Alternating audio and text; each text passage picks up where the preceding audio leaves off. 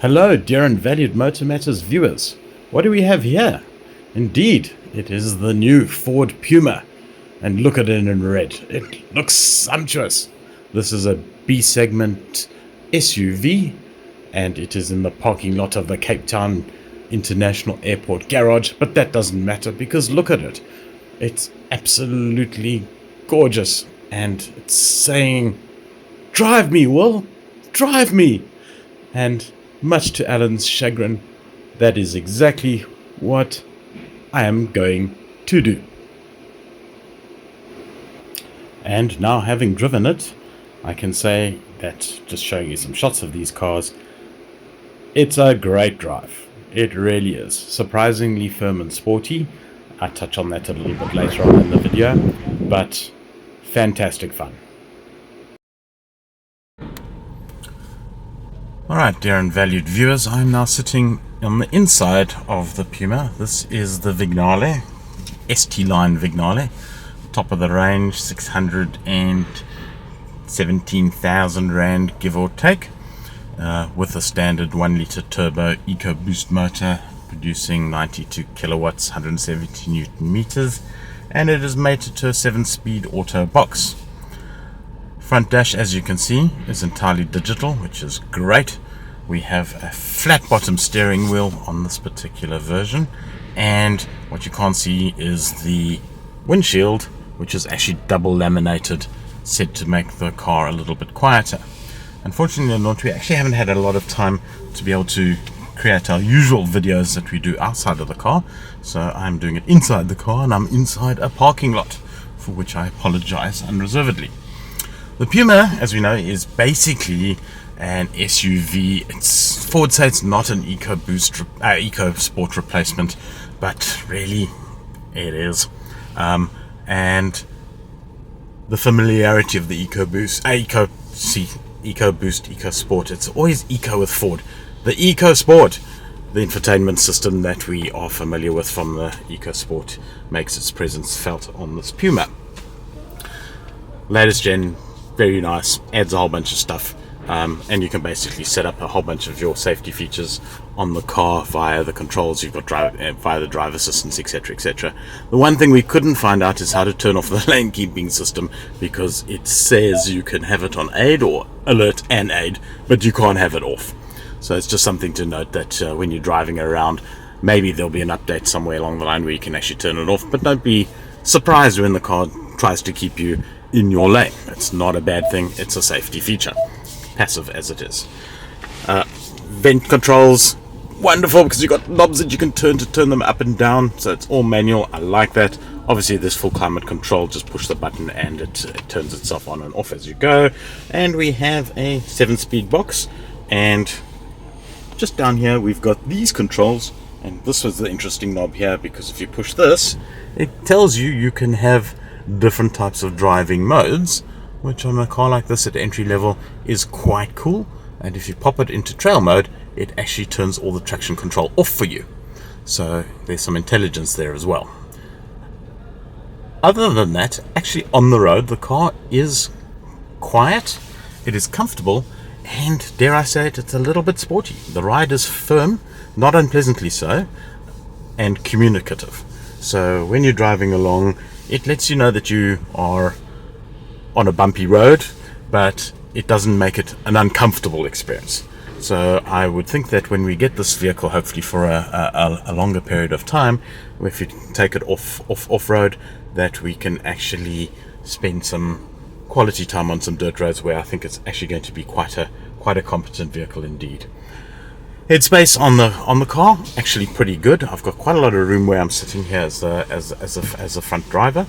I've set this driving position to my normal driving style, and I'll show you why, because when I get into the rear, we'll see maybe one little chink in the Puma's considerable armor.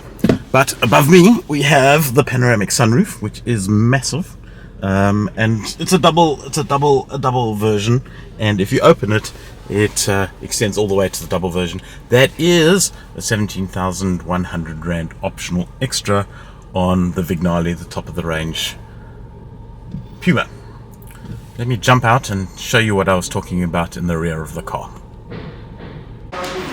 And these are the rear seats. As you can see, the driving position was set to me. I'm going to jump in here.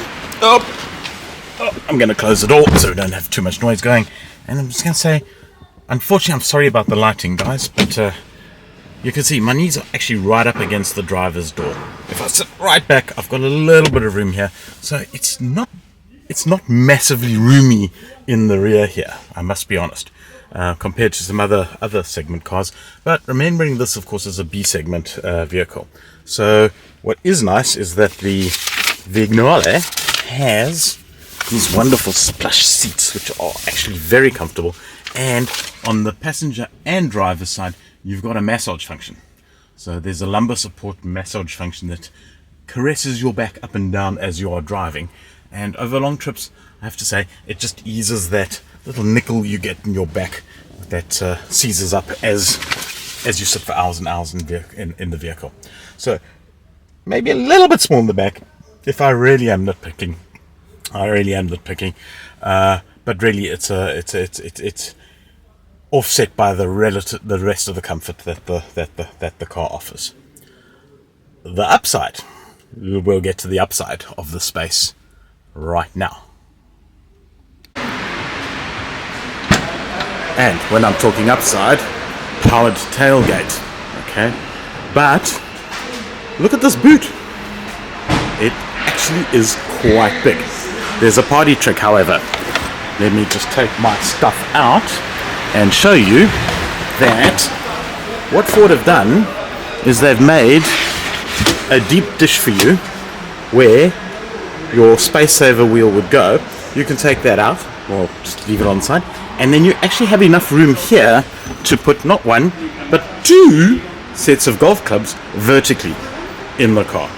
So suddenly you've got a massive amount of storage space if you should ever need it, if you go golfing, which is,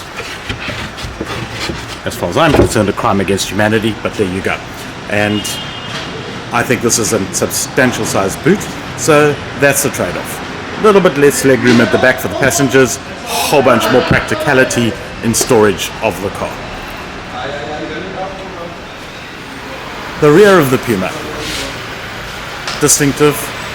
The car is, well, it's a big cat-like, isn't it? It's nice, haunched. I wouldn't say aggressive, but it's not reserved. And if we come around to the front three quarters, I'm sorry again, we're doing this in the parking lot, but you know, that's what happens at launch.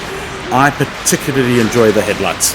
I think these are reminiscent of a sportier brand that may be German, and the front grille, yeah, that's becoming very much Ford's traditional trademark, isn't it?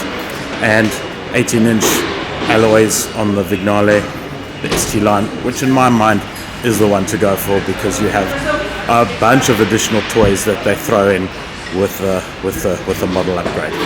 A handsome looking car, and surprisingly compact when parking. It's smaller than you think when you're actually on the inside. It feels like a bigger car when you're on the inside of it, but from the outside, as I say, I quite like it. Right, here's the Puma in grey, and actually of the 5 colors, I think this is probably my favorite. That's the puddle lamp on the Vignale. How cool is that? I think Puma have done a wonderful job just on the puddle lamps alone. And that's where we'll leave it. The Ford Puma, the premium B segment SUV. Can't wait to see it in fleet. Can't wait to get behind the wheel for it for a couple days longer. And we'll let you know how it performs then. For now, this is Will from MotorMatters. Over and out. See you next time.